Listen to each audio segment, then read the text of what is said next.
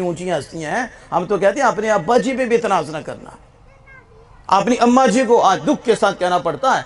आज बच्चे कहते हैं, बाप को कहते हैं कि तू साढ़े से की कीता है, दुख के साथ बाप को कहते हैं तू साढ़े से की कीता है, यानी कोई कोठी नहीं बनाई, कोई बंगला नहीं बनाया, हमारे लिए ये नहीं तूने किया, तूने साढ़े से कीता की ये, तो मां को कहते हैं तू की कीता है। और कमीने जो तू बैठा है ये बाप ही ने तो किया, तेरा वजूद बाप की वजह से है, मां की वजह से है। अगर मां बाप ना होते तू कहां होता? आज जो तुझे टेप टाप लगी है, आज जो तुझे मकाम मिल रहा है, आज जो नेमतें मिल रही हैं, ये वजूद की वजह से मिल रही हैं। अगर यहां बैठे हो तो वजूद ही है, अगर आप ये जिक्र सुन रहे हो तो वजूद ही है। अगर आप ही ना होते जिक्र कहां सुनते?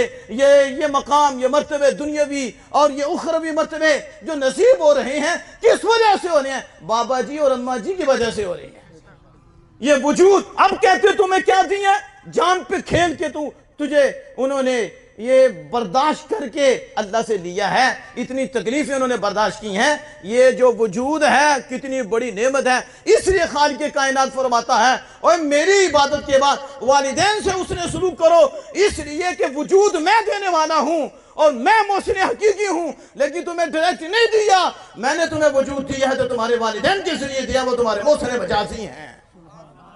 इनसे बड़ा मोहसिन बताओ?